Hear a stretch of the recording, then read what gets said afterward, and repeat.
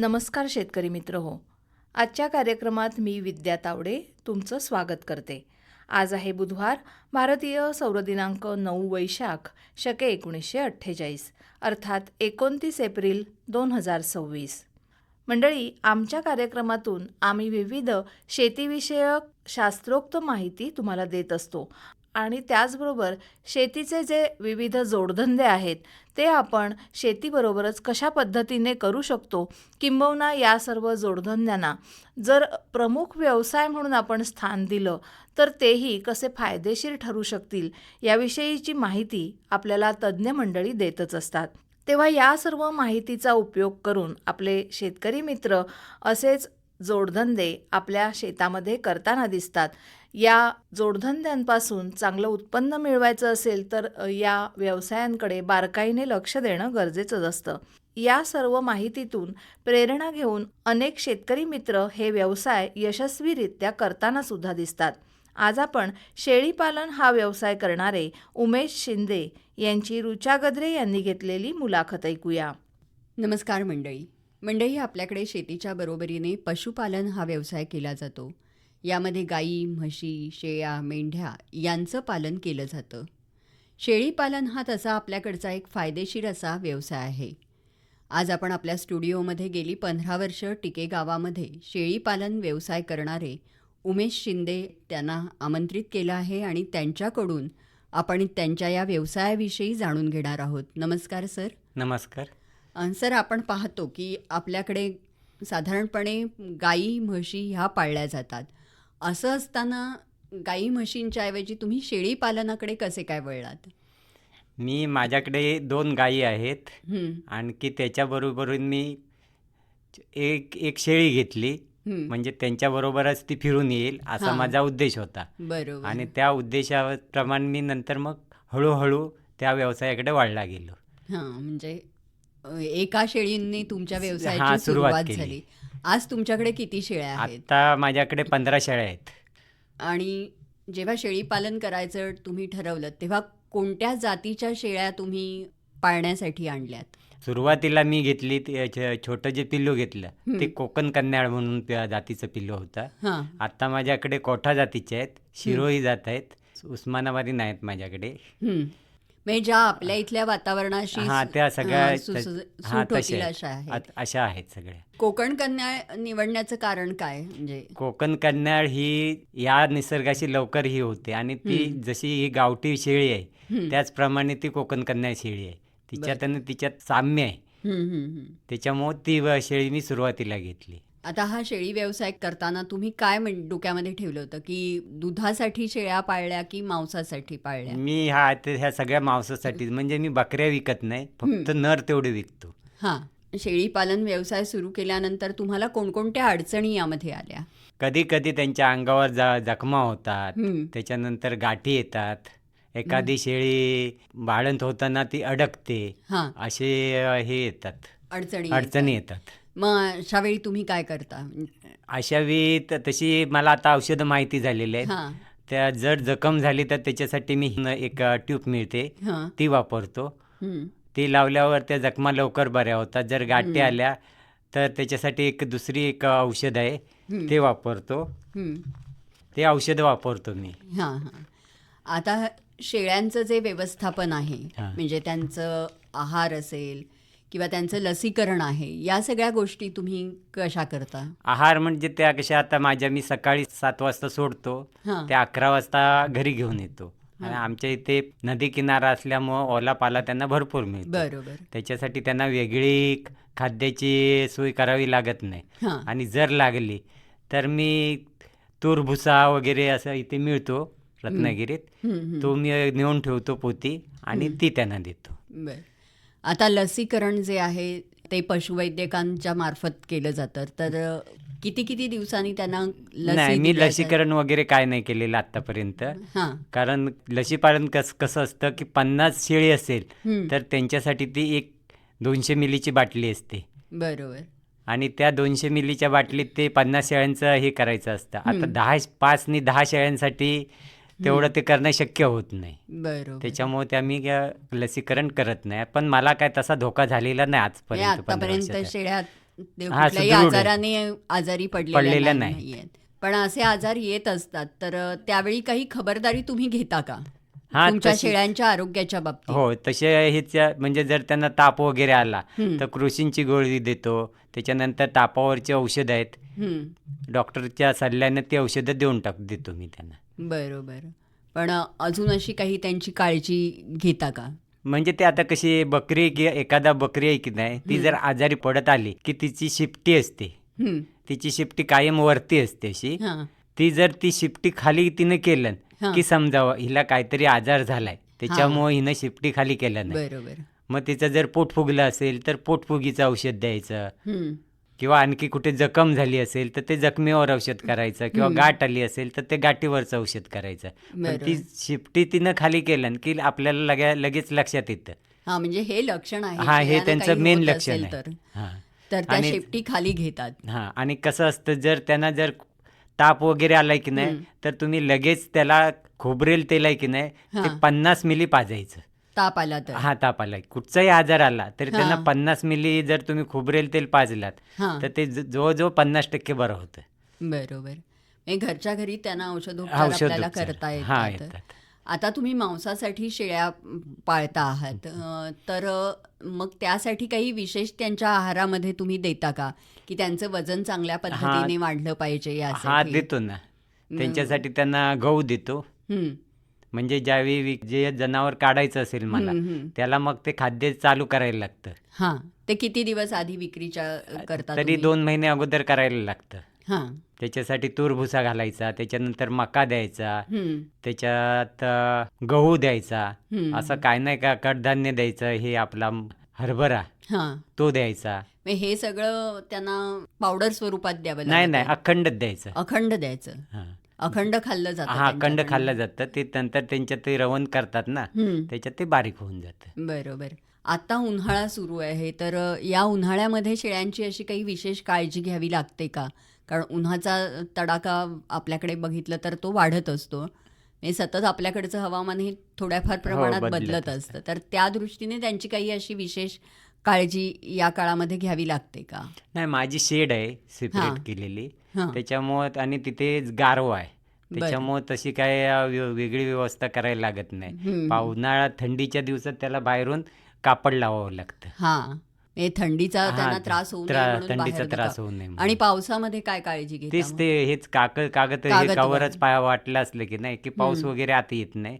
मी कशी ती professional shade असते त्या टाईपवर शेड बनवले. हां.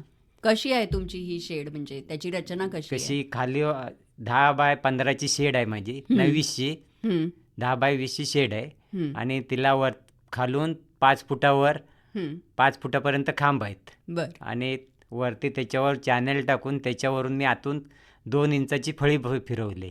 हां, त्याच्यामुळं बकऱ्या ह्या त्या फळीच्या वरती राहतात. हां. लेंडी लगवी ही संपूर्ण खाली पडते, बरोबर आहे. म्हणजे त्यांना त्याचा काही त्रास होत नाही. हां, म्हणजे असं विचारपूर्वक ती शेड बांधलेली आहे बांधलेली. तुम्ही. होय. आत्ताच तुम्ही म्हणालात लेंडी आणि त्यांचं जे मूत्र आहे ते खाली पडतं. मग त्याची जी विल्हेवाट आहे ती कशी लावली जाते? त्याच्यासाठी 15 दिवसांनी ती भरून मी एक खड्डा मारलेला असतो, हं. त्या खड्ड्यात टाकून देतो. हां, ते शेणखत म्हणून लोक विकत नेतात. हां. म्हणजे त्याच्यापासून शेणखत बनवलं जातं. हां, ते याचा लेंडी खत दुहेरी फायदा होतं. आहे. हा, दुहेरी फायदा होतो. आता एक पोतं आहे ना, हं. ते 150 रुपयाला जातं. हां. आता ह्या शेळ्यांचं मांस जे आहे त्याची जी विक्री आहे ती तुम्ही कशी करता? नाही, मी कापत वगैरे काही नाही, हां. फक्त पण मग नर- ते तसेच्या तसे हां, विकले जातात हां, का? तसेच्या तसे जिवंत नर आम्ही विकून टाकतो. हां, मग त्याला चांगलं हां. फायदा आहे का या हा, व्यवसायामध्ये? चांगला फायदा आहे. म्हणजे जर कुणाला हा व्यवसाय करायचा असेल तर काय सांगाल? तसा हा धंदा चांगलाच आहे. हं, आणि मांसासाठी करायचं असेल तर मग त्याला थोडं खाद्य जास्त द्यायला लागतं, म्हणजे त्यांचं वजन वाढतं. हं. आणि की खाद्य वगैरे व्यवस्थित दिलं की ते व्यवस्थित होतात. आणि हां. जर त्यांना जर थोडा, बकऱ्यांचं कसं असतं, तुम्ही जर सपाट मैदानाच्या जागेवर फिरवलात त्यांना हं, हं. तर त्यांना तो हे होत नाही, त्यांचं वजन कमी होत नाही. बरं. पण जर ती डोंगर चढले हं. की त्यांचं वजन ऑटोमॅटिक कमी होतं. म्हणजे त्यांना जेव्हा चरायला नेतो तेव्हा सपाट ठिकाणी हा, नेलं सपाट पाहिजे. ठिकाणी शक्यतो चरवायचं त्यांना. बरोबर. त्यामुळे त्यांचं वजन जे आहे ते कमी होणार नाही. कमी होणार नाही. आता या शेळ्या ज्या तुम्ही पाळण्यासाठी पहिल्यांदा जी आणलीत तर त्या कुठून आणल्यात? ती गावातच खरेदी केली होती. हां, आणि पण त्यानंतर कुठून आणल्यात? त्याच्यानंतर एक माझा मित्र आहे सोमेश्वरला, हं. त्याच्याकडून मी नंतर शेळ्या घ्यायला सुरुवात केल्या. हां, मग ते कुठून आणतात शेळ्या? तो बाहेरून मागवतो, हां. मुंबई राजस्थान च्या साईडने मागवतो तो. हं, हं. कोटा म्हणून तिकडे राजस्थानला मिळतात, बरोबर. त्या शेळ्या तो मागवतो. आणि तशाच जातीच्या शेळ्या आहेत माझ्याकडे सगळ्या. हं, हं. कारण त्या शेळ्या कशा पळायला कमी असतात, हं. पळत वगैरे काय नाही जास्त, आणि जवळच्या जवळ राहतात. म्हणजे बरं. गावठी शेळ्या कशा लांब पळत जातात, हं, तसे हं. हा पळत नाहीत. शेळ्या जेव्हा तुम्ही चरायला नेता तेव्हा त्यांच्या मागनं धावावं लागत असेल नाही, तुम्हाला? नाही नाही धावावं लागत लागत. का? या नाही यांच्या पाठून नाही धावायला लागत. हां, पण जर आपल्याकडच्या असतील तर त्यांच्या हा, पाठनं त्यांच्या धावावं पाठून फुल धावायला लागतं. हां. म्हणून तुम्ही आपल्याकडच्या शेळ्यांऐवजी बाहेरच्या बाहेरच्या शेळ्या शेळ्या घ्यायची निवड केली. बरं. मांसासाठी शेळ्या जेव्हा तुम्ही पाळायला लागलात तर त्याचं मग आर्थिक गणित कसं बसवलं? माझं मी असंही गणित ठेवलेलं आहे की वर्षाला मला 1,00,000 तरी उत्पन्न झालं पाहिजे, हां. अशा हिशोबाने मी शेळ्या पाळतो. आता 1,00,000 म्हटलं तरी 4 तरी वर्षाला मला बोकड व्हायला लागतात. हं. तसे माझे 4 बोकड होतं, 4 ते 5 माझे बोकड होतात. हं, हं. त्याच्यामुळं माझं ते गणित तेवढं व्यवस्थित बसतं. हां. म्हणजे तसा विचार करून हां, तुम्ही तेही केलेलं शेळी आहे. पालन केलंय.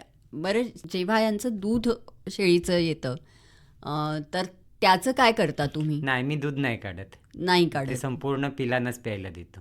हां, म्हणजे तो भाग राहत नाही की त्याचं काय करायचं असा प्रश्न नाही राहत. आता हा व्यवसाय करताना तुम्हाला मनुष्यबळ हे लागतंच, तर ते कसं काय तुम्ही मॅनेज करता? तो माझा मुलगा आहे, हां. तो पण तो नोकरीला आहे, तरी पण तो ज्यावेळी जे गरज असेल तेव्हा तो मदत करतो. आता हां. सकाळी आता चरायला न्यायचे आहेत तर मीच घेऊन जातो. हां. संध्याकाळी माझा भाऊ आहे, हं. तो संध्याकाळच्या चरायला नेतो. ते दोघांचं आमचं गणित बसतं ह्याचं झालं. आणखी जर का आजारी वगैरे असेल तर मग आम्ही दोघेजण बघतो, मुलगा आणखीन मी.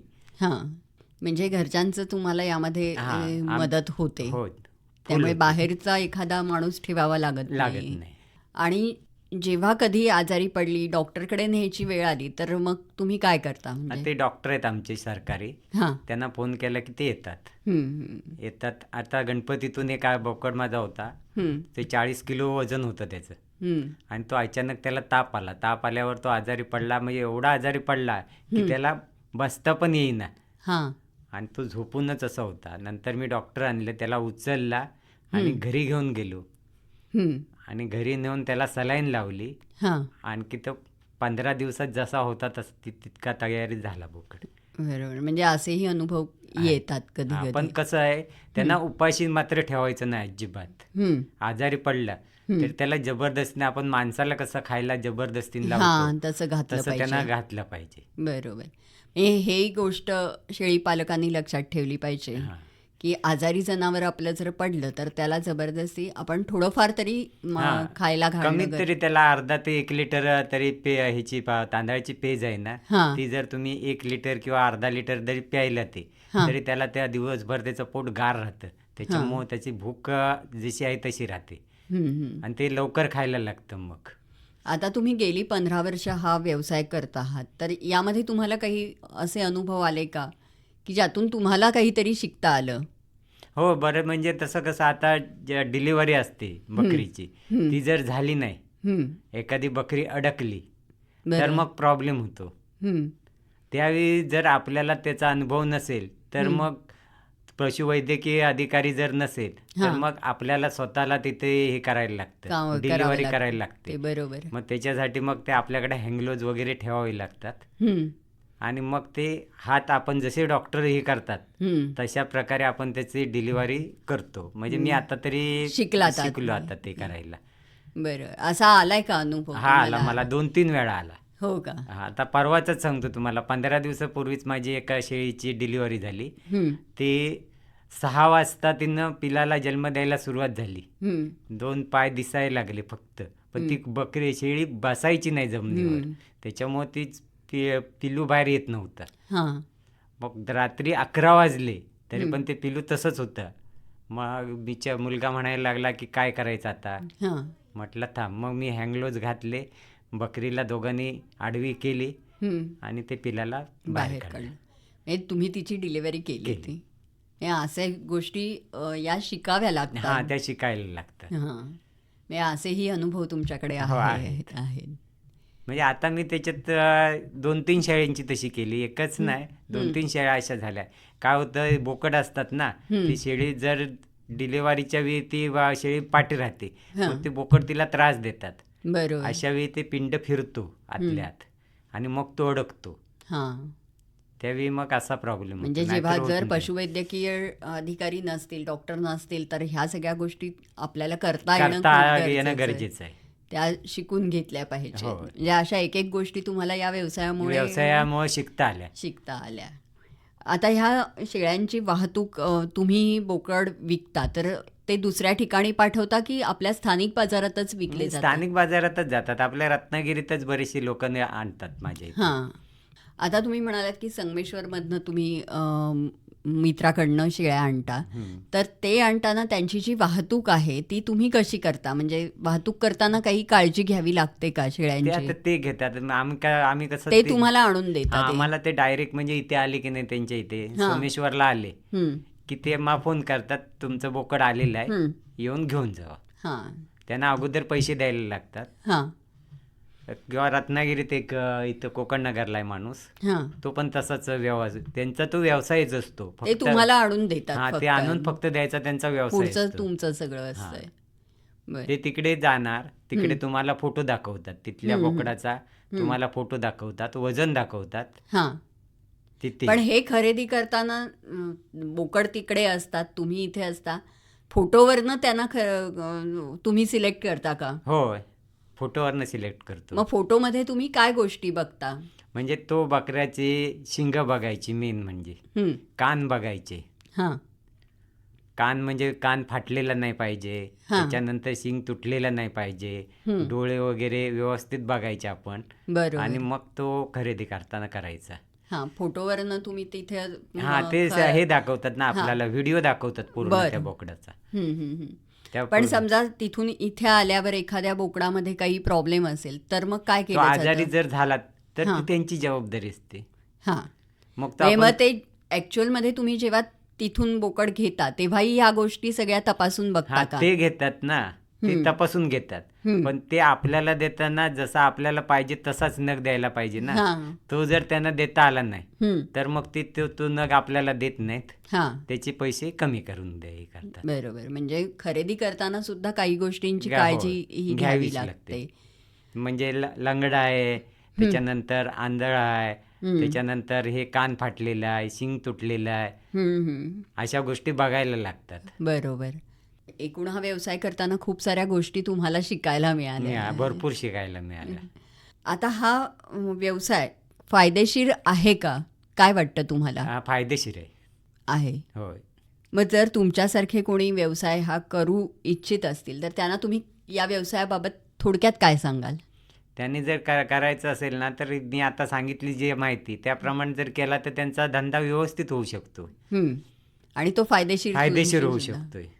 फक्त कसा आता आमचा नदी किनारा आहे, त्याच्यामुळे आमच्याकडे पाला वगैरे असतो नदी किनाऱ्याला. जे वरती राहतात लोक, डोंगराला वगैरे राहतात, त्या लोकांना का ते खाद्य विकत घेऊन ते घालावं लागेल. म्हणजे तूर भुसा, त्याच्यानंतर चना चूर, अशी जे खाद्य मिळतात ते सगळं विकत घेऊन त्यांना घालावं लागेल. आणि झाडपाला, कारण शेळ्यांना जास्त करून झाडपाला लागतो. बरोबर आहे. तर श्रोते हो, तुमच्या लक्षात आलंच असेल की शेळीपालन हा व्यवसाय तुम्ही सुद्धा करू शकता, छोट्या प्रमाणात का होईना, आणि हा व्यवसाय तसा फायदेशीर आहे.